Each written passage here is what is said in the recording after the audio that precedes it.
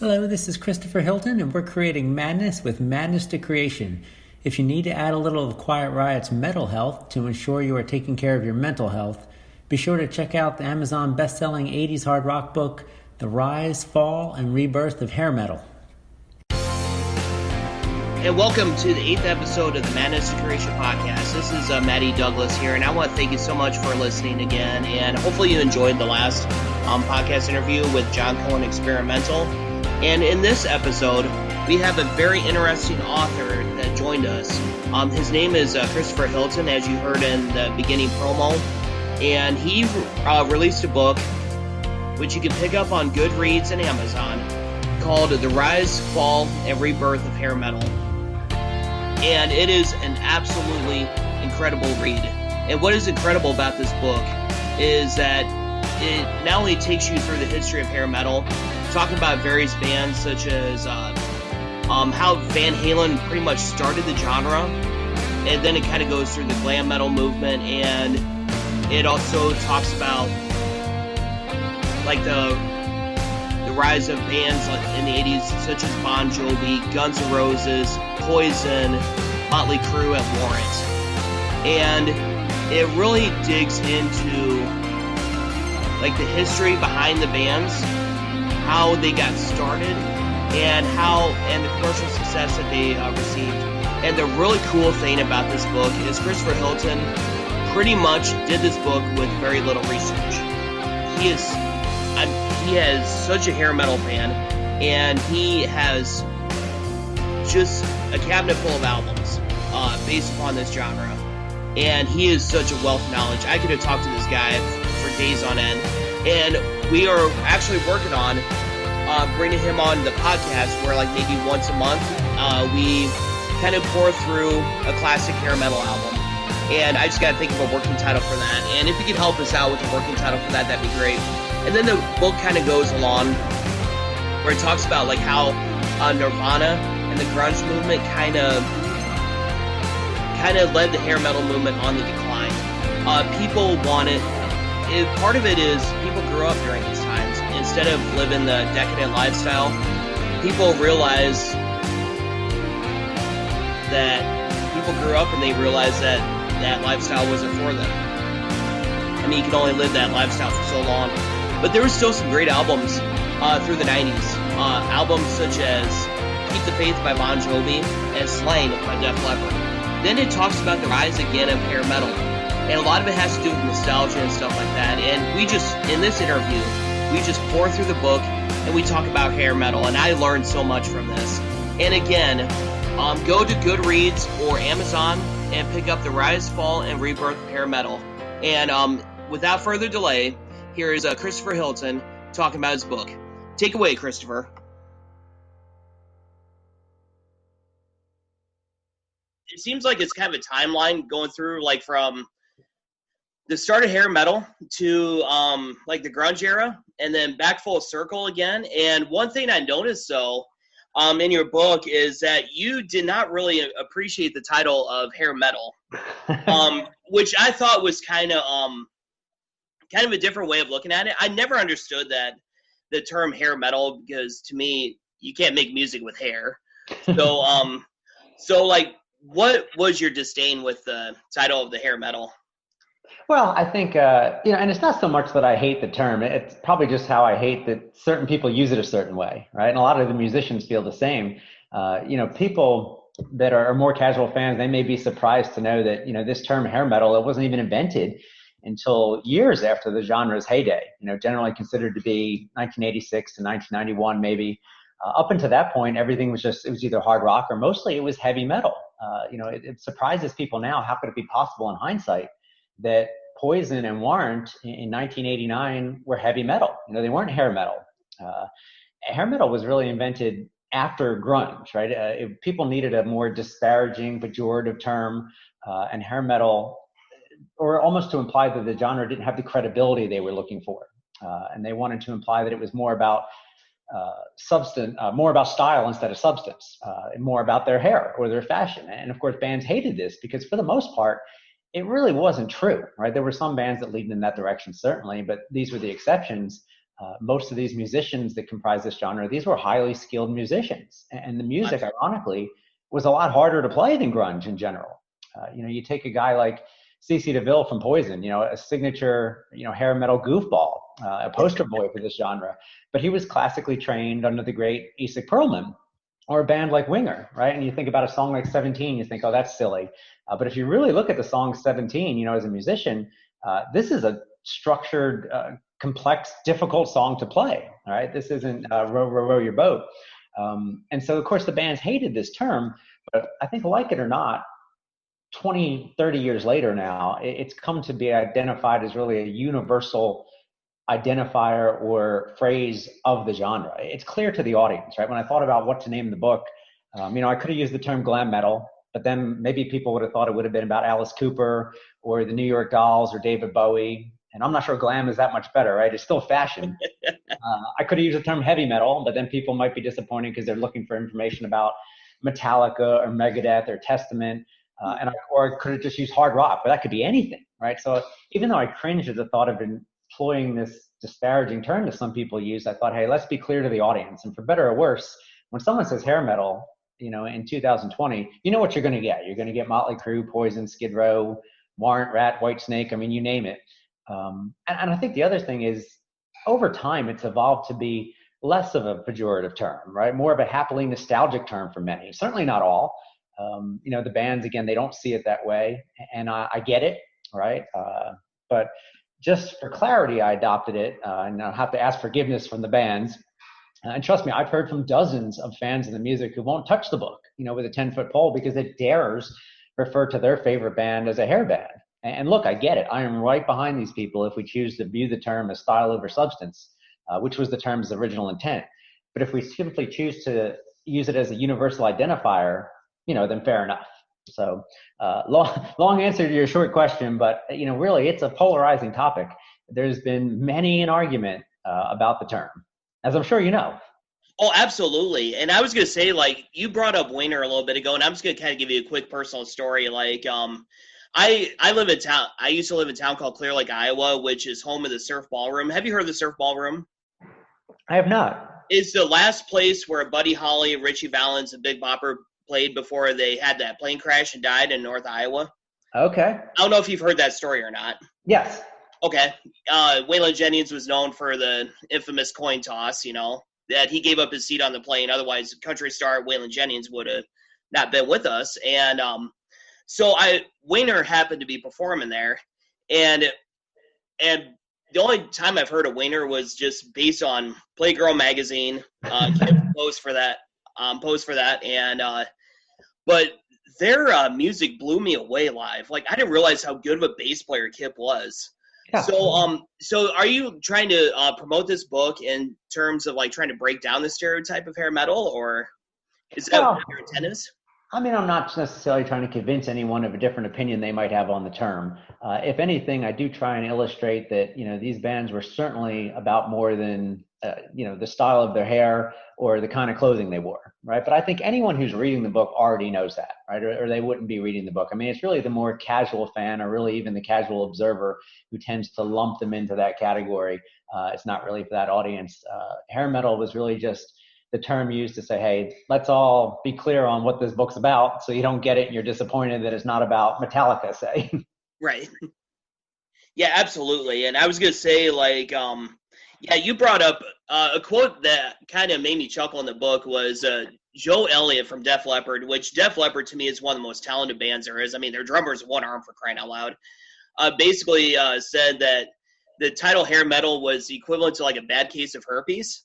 And I was gonna say, speaking of that, do you dive into Def Leppard's catalog or any of the band's catalogs, and what are and if you do, what are some of your favorite memories that you have? I mean, all of them, right? I mean, that's really what the book's about, or what I wanted it to be about is, really some stories for the reader about exactly what was going on with these bands at the time of the album's creation, what went into the music, kind of almost like a book version of VH1's Behind the Music. I'm sure you've seen these specials. Right.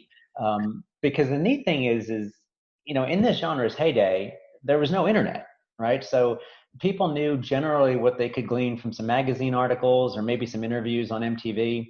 but there's a lot of stories out there to tell, right, that people don't know. And so I tried to really go almost behind the scenes, right? I mean, we talk about every album by almost every band I can think of. Now, not every band, of course. The book's 450 pages, as you know. The first draft was 800 pages because I really wanted it to be comprehensive, but nobody, even the most hardcore fan, wants to read an 800-page book. So most of the bands are in there, but admittedly not all. And yeah, I remember that quote from Joe Elliott. You know, again, like I said, the bands don't like this hair metal term, but yeah, Def Leppard's an amazing career, right? And I'm a huge fan. I mean, 5 teenagers out of Sheffield, England, in the late 70s. You know, they had some talent that shone through on Through the Night and High and Dry. But then, of course, you know, Pyromania was a huge moment for the genre. You know, a lot of people don't consider Def Leppard hair metal, and for many reasons, most reasons, they shouldn't be considered hair metal. But they get lumped in with the genre. But, you know, it sold 10 million copies. There's only like 20 some albums in history, 20 some artists in history that have sold 10 million copies of any album. And it was really probably one of the first examples of, you know, people use this term pop metal. And really hair metal was all about taking the aggressive nature of heavy metal and combining it with some more commercial pop sensibilities and melody that gave it a more widespread commercial appeal. And songs like Photograph are really the best example of that. You know, something that was still radio friendly, but had some good riffs on it. You know, and then of course, like you said, they overcome Rick Allen losing his arm in that accident. Hysteria takes 5 years to make. You know, multiple issues with that, but that sold 25 million copies. And then they have to overcome the tragic death of Steve Clark. They do that. They get Adrenalize out, et cetera, et cetera. You know, they produced Slang in the mid 90s, which was a terrific, you know, stripped back type of record. A lot of people didn't like it. I personally liked it a lot. But my favorite moment with Def Leppard is probably, you know, we go back to this topic of Rick Allen. You know, for a drummer, losing your arm, I mean, how is that not the end of the road? Right? I mean, right. I don't know how that is, but it wasn't, right? And the band were fantastic. You know, they took a whole year off to allow him to work through it and develop a new style of playing and get back. I mean, not every band's going to do that. And what a tremendous thing to overcome as a musician and a drummer. I'm not sure if you know, you probably do. I mean, they made their return with him at the 1986 Monsters of Rock Festival in England. Right. There was 80,000 people in the audience, and you know, Rick Allen's playing for essentially the first time with one arm. And pull up YouTube videos of that, right? And it is just, I think it was the encore. It was after the 10th or 11th song that Joe Elliott introduced him. And, you know, that doesn't give you goosebumps. Nothing will, because the crowd, the sound of the crowd, and you can see Rick Allen, there's tears coming out of his eyes, right? It's just, it's an amazing moment. Oh, yeah, it absolutely is. And I was going to say, I noticed the book is like organized into like chapters. Obviously it's organized in chapters, but like different eras and stuff like that. What made you hone in, like, in terms of picking particular moments? Like, was it just based on your observations, or how did you go about like organizing after this book? I don't know if that question makes sense or not. No, it does. I mean, I wanted to offer, you know, the one thing I didn't want it to read like was something out of Wikipedia, right? Because you can go on Wikipedia and you can learn all about how many albums this band sold and, you know, when this was recorded or not. And I think hopefully I did a good job of at least presenting the facts in the book, certainly. But I really wanted to offer as many, you know, anecdotes and kind of behind the scenes stuff as I could, really, to give someone a chance to read something that they didn't already know. And the hardcore fans, they probably are going to know a lot of that already. But I haven't spoken to anyone yet who said they didn't learn at least something that they hadn't learned before. You know, just something to keep it interesting so people could get a feel for exactly what these bands were going through. Because, you know, not only did hair metal have this meteoric rise in the early and mid 80s into really a commercially dominant force, right? What a roller coaster ride up. But then it had a very unique, you know, downfall in the 90s, at least commercially, right? For fans, the music didn't go away, but commercially, this was basically an extinct genre as grunge stormed the castle in the early 90s, and basically completely and entirely went out of fashion. I don't know any other genre of music that just years before was selling millions and millions and millions of records, only to be entirely discarded by almost the entire industry, just like almost overnight. Maybe disco. Disco people soured on pretty quick. But then the genre also had, you know, a legitimate sustainable rebirth as we entered the turn of the century, and is still fairly lively today. Now it's never going to go back to selling millions and millions of records, but before we had the pandemic, I mean, Motley Crue and Poison, these bands were going to be out on a stadium tour, right? That's something to be said. In the 90s, in the mid 90s, these bands couldn't have sold out my backyard.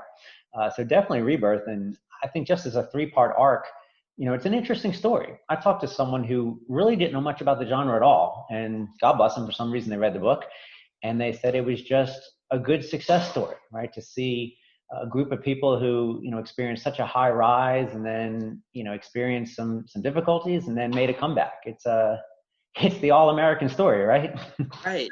I was gonna say it is absolutely a story on perseverance and stuff like that. Like not only based upon Def Leppard's story, but based upon Motley Crue's story, like changing lead singers to John Corabi, back to Vince Neil, and all that stuff.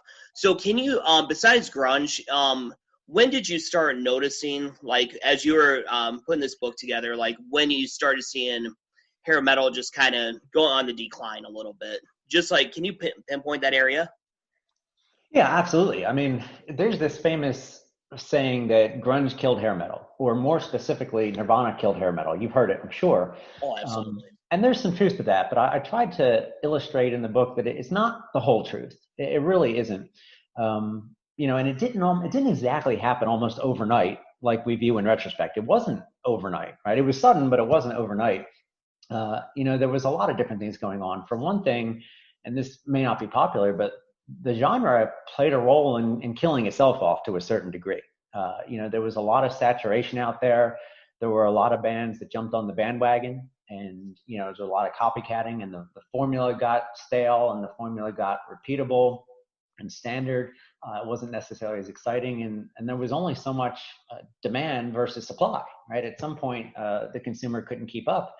And so in a lot of ways, I'm not sure hair metal was built to last, period. Possibly grunge was in the right place at the right time. And also, it wasn't built to last based on what it was, perhaps. These songs and these bands and these concerts, they were about, excess and over the top. And at some point, you can't play guitar any faster. You can't party any harder. You can't sing any higher.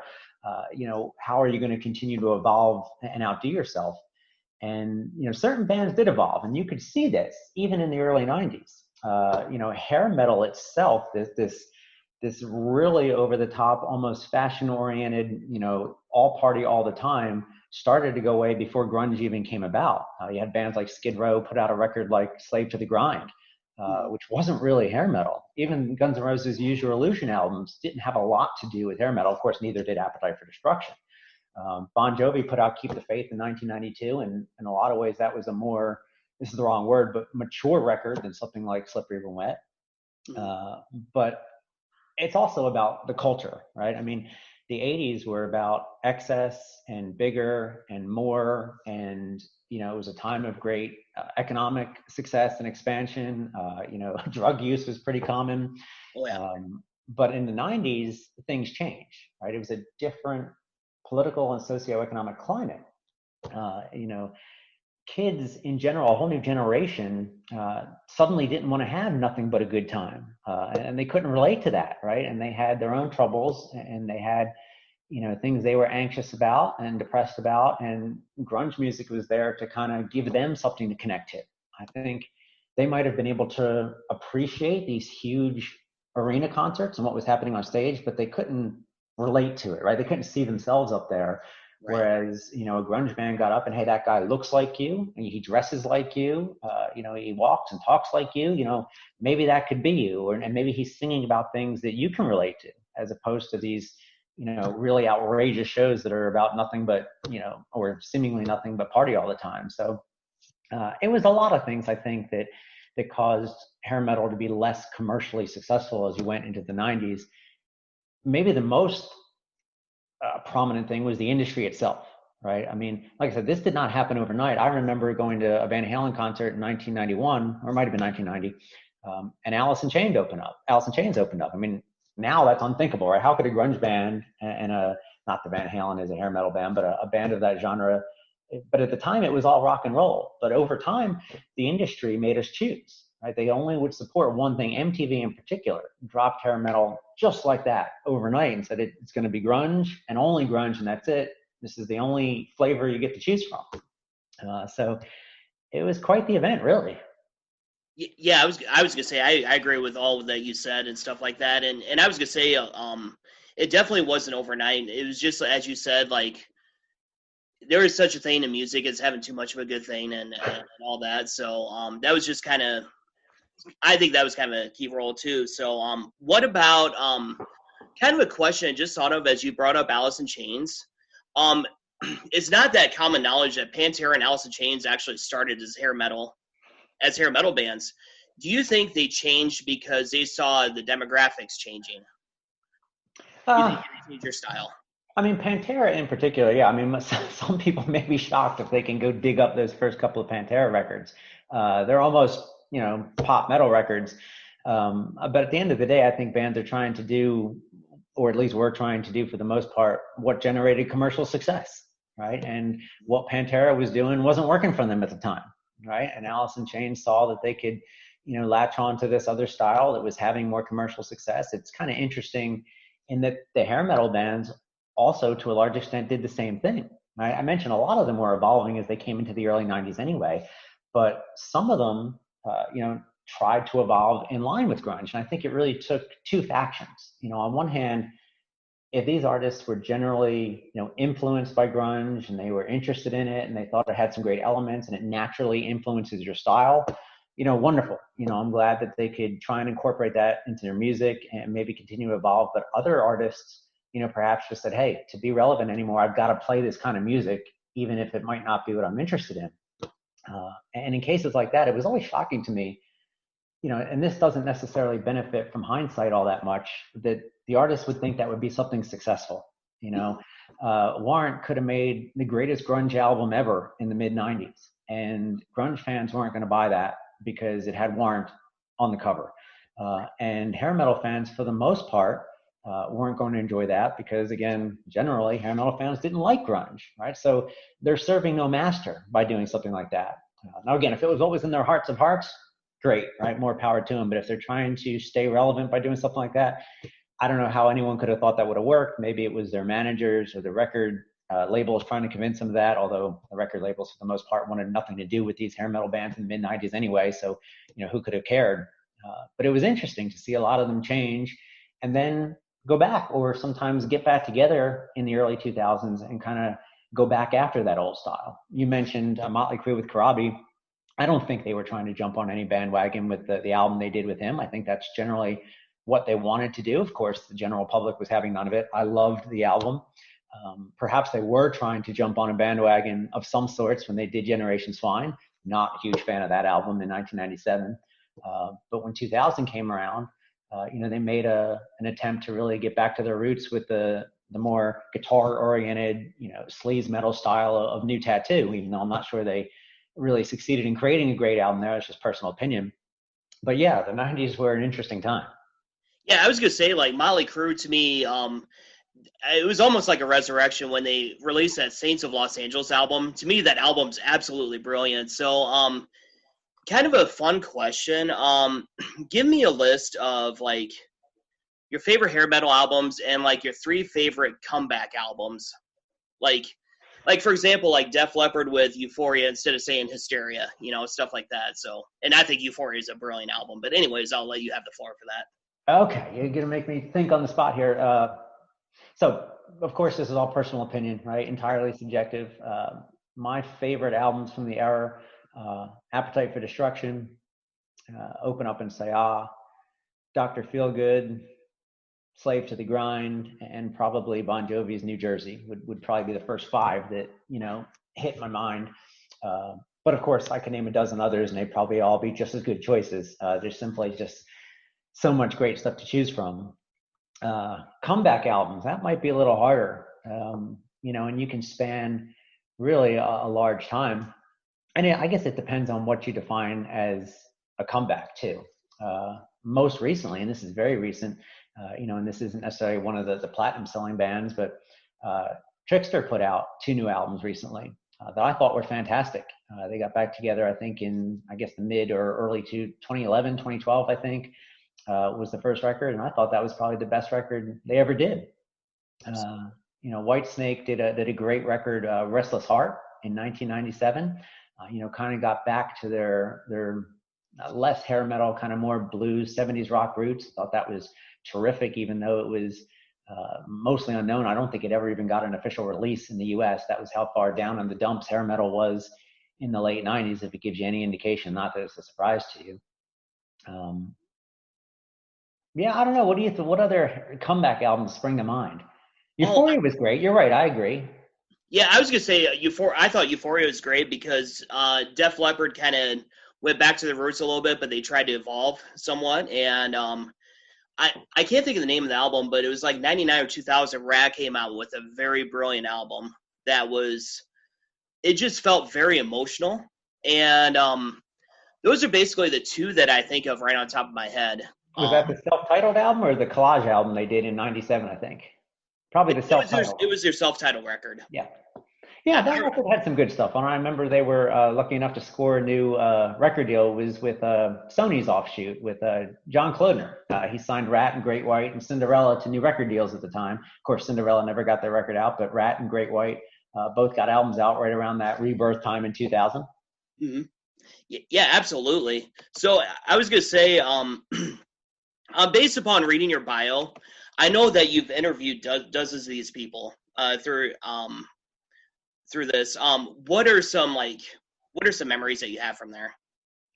Oh gosh, I haven't really interviewed as many as you might think. I mean, certainly some for sure. A lot of the quotes in the book were from old magazines or from books or things like that. But yeah, I've had the pleasure of interviewing several of these people, or at least speaking with them and asking them some questions here or there at meet and greets or backstage or things like that. Okay, so it wasn't like journalism type of work. It was more like some of it. I got a chance. The most prominent that I did for a freelance article was probably with Nikki Sixx. I think it was sometime, probably around 2003. I remember talking to Nikki. He was kind enough to talk to me for about an hour.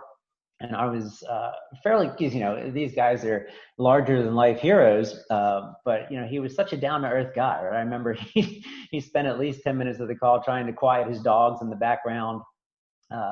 He was really thoughtful with his responses, and he really seemed interested in the discussion. So I remember that was notable.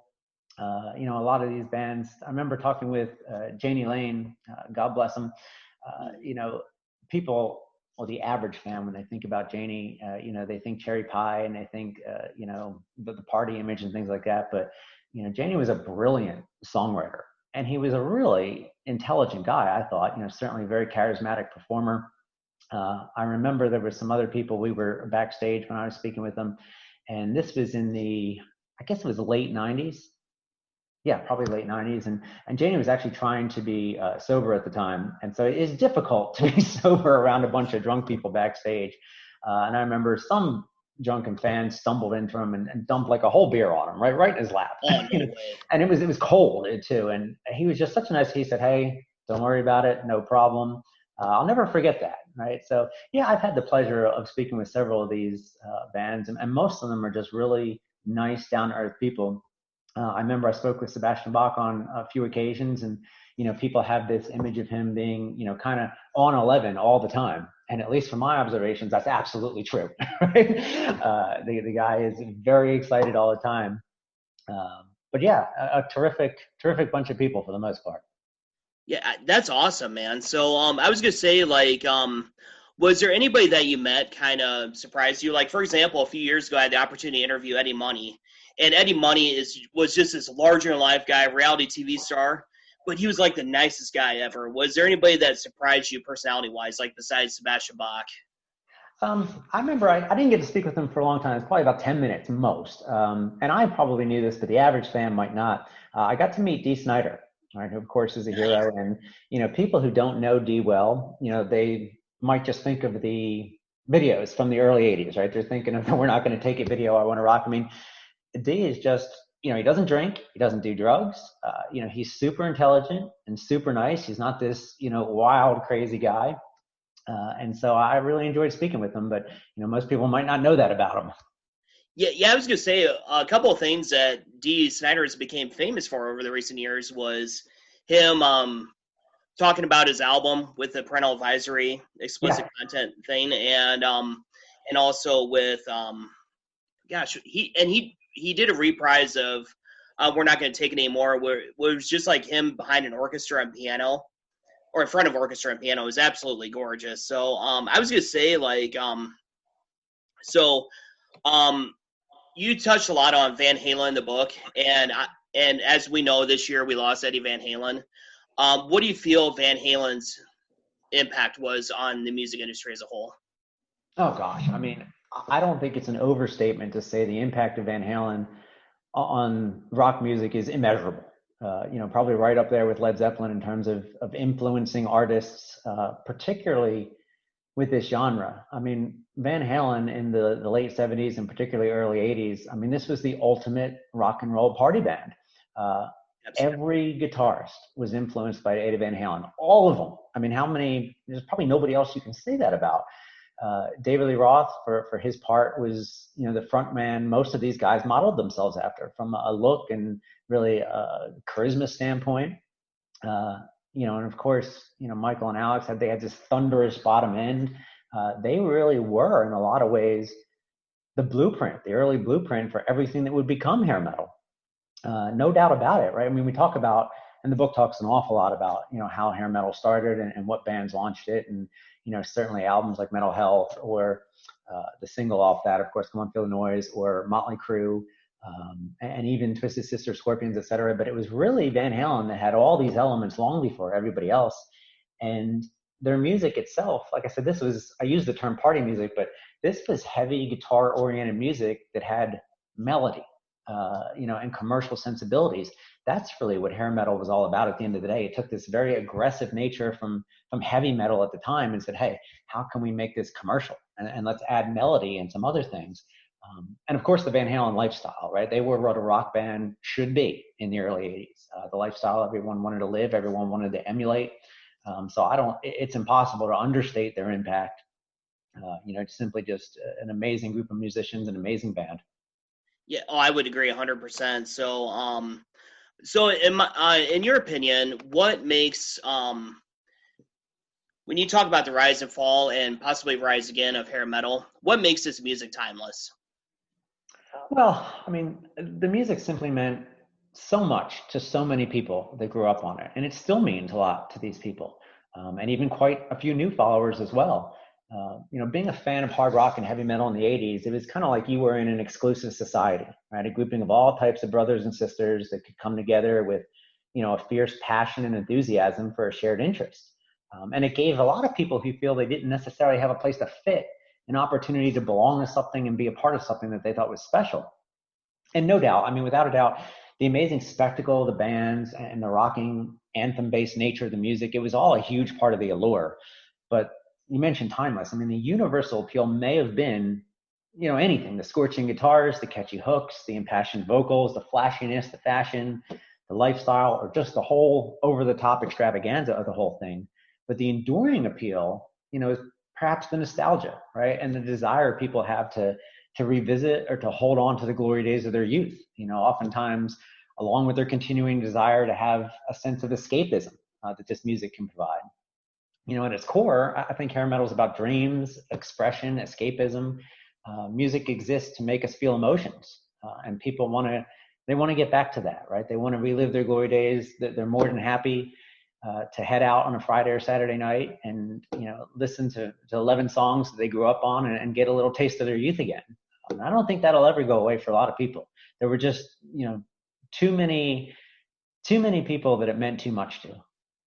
Oh, definitely. And I was going to ask you, like, when you put this book together, what was it, as you were doing your research on your book, what were a couple things that you were like, wow, I didn't know that, and you were just shocked about what you found out in your research? Well, honestly, I don't know that there was too much that shocked me.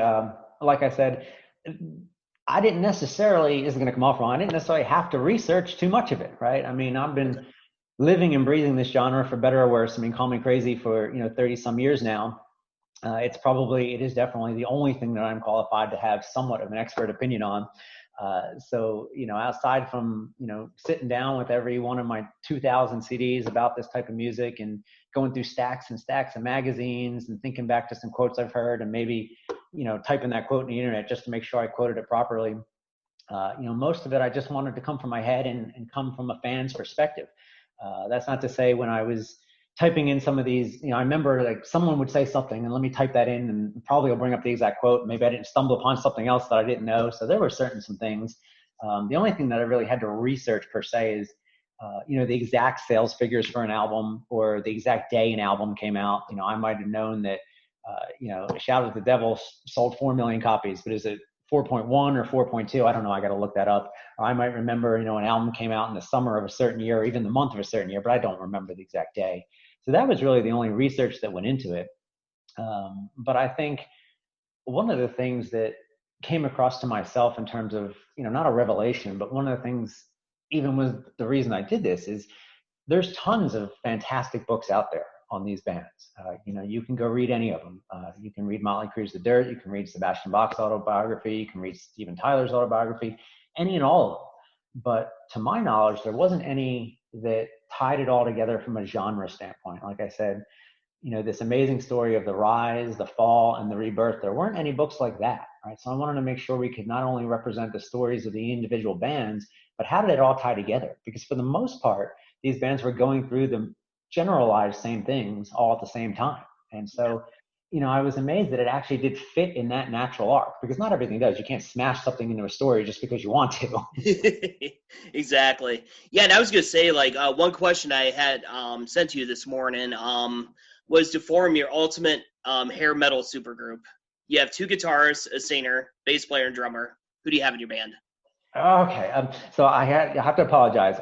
I didn't see your question till about 5 minutes before the call. So that's okay. And I sent them out late, so that was my bad. We're winging some of this, but okay. So let's see how we do with this. And this is all, again, perfectly subjective. But Paul Gilbert's going to be my lead guitar player because, of course, amazingly talented, but, he can play all styles, right? He can shred, he can play melodic music, he can play classical music, he can even play the blues, and he's a terrific background singer, right? So I'm going to put Paul Gilbert on lead guitar.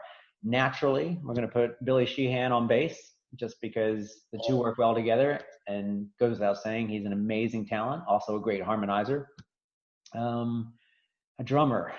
Who do we want to drum? I mean, it's going to be cliche if I say Tommy Lee, but I'm going to say that anyway, just because I've always thought his feel for the drums was perfect for the genre, right? Of course, it's ironic that these days, and maybe for the past 20 years really, he kind of hates playing this style of music, so maybe that's not the best choice. Maybe we should punt back to Alex Van Halen or somebody like that.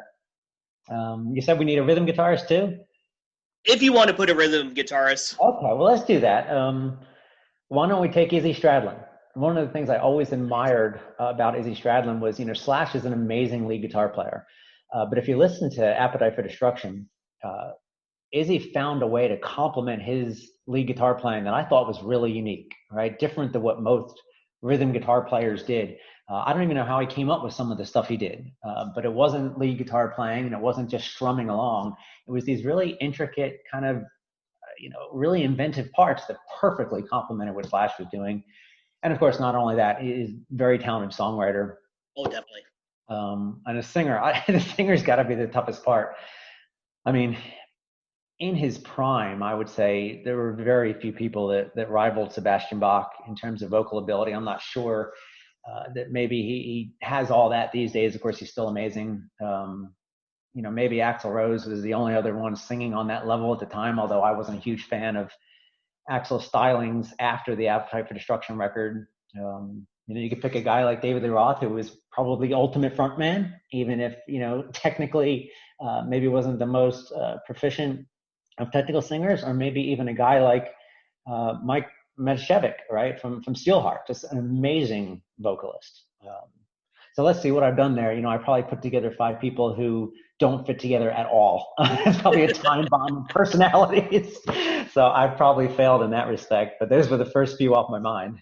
Yeah, I was going to say probably those 5 would probably make it work, though, that you mentioned. So I was going to say I definitely agree with you on Sebastian Bach. I would probably pick Alex Van Halen and I probably would pick Slash and Izzy together on guitar, and for bass, I would pick probably Nikki Sixx, and that'd be my pick. But I was gonna say, like, you mentioned that you had to trim down 400 pages. Are you gonna release a volume 2 or?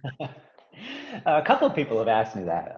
Probably not. Like I said, the first draft, I really wanted the book to be, completely comprehensive, because the thing that, upsets my stomach the most is that you get feedback from people that say, hey, my favorite band only got 5 pages versus this band that got 20 pages, and that doesn't feel right to me, right? And I didn't want to upset anybody. Of course, I was naive at the time, not realizing that everybody's going to be upset for some reason that their band didn't get enough press. So I wanted to really at first give everybody as much room as I could. But like I said, you can't publish a book with 800 pages. You just can't. So, you make some hard choices, and you try and, hit on the most important artists and give people a smattering for a lot of the important B players as well. And then maybe you throw in a few favorites and you say, hey, you can't please everybody. But no, I don't have any intentions in publishing the other 450 pages. I am putting out a few different works on my website. I recently put an appendix out there that people had asked me about. I'm going to really expand upon another idea I had for a chapter that didn't fit in the book. I'll get that out sometime in the next 30, 40 days to try and give people some more information that I couldn't fit in the book. But not another book, no. I mean, unfortunately, I have a day job, and, you do a book like this, it was easily over 1,000 hours. For 2 years, it takes up 99% of your free time because, I'm not going to do something like this unless I think it has a high level of quality.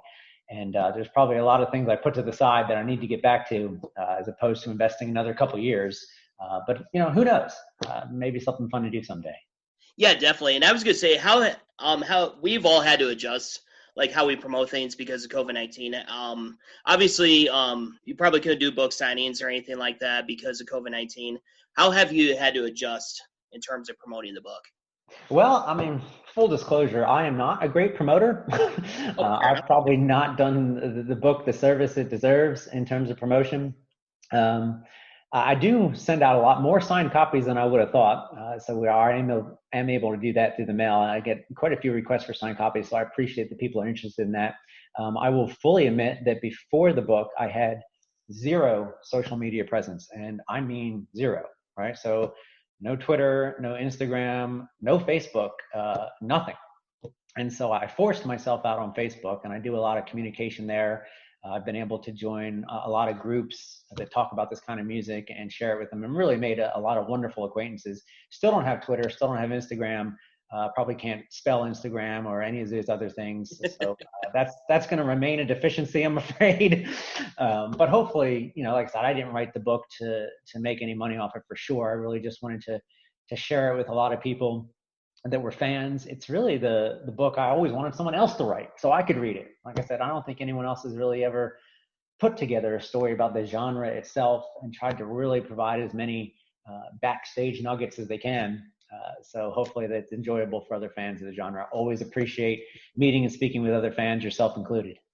Yeah, definitely. And I was going to say, like, do you plan on having any other books coming out in the future or anything like that? And I know it took 2 years for you to, like, do you have anything like any ideas that you've scribbled down or anything? Yeah, like I said, I think I'll put them out there for free on my website. Like I said, there was a chapter I wanted to put in the original book, but I decided, I couldn't really do it justice there. So I'm working on that now. It's really all centered around, it's going to be called The Curious Case of the Heavy Metal Power Ballad, because, this is an interesting song format. And the fact that the majority of bands from this era had their biggest commercial success with a ballad, which was, of course, exactly the complete antithesis of what people thought these guys represented. And for the most part, they did represent. But I really wanted to do something like that justice. I've been working on it now. It'll probably be 40 or 50 pages, but I'll just throw something out there on the website and hopefully let as many people know about it as possible. And, if they're interested, great. If not, I certainly do enjoy writing. So. That's awesome. And what else would you like to add, Christopher? Oh, nothing really. I mean, anything from your view that you really appreciate about the genre? I see you're a fan. Yeah, definitely. Yeah, I was going to say, like, I grew up in that kind of music. I remember my dad's blasting the Def Leppard CD, Hysteria, when I was like 6 years old. So I mean, I remember when I was 6, my favorite song was Pour Some Sugar on Me, which probably was not the most appropriate song to listen to as a 6-year-old, but nonetheless,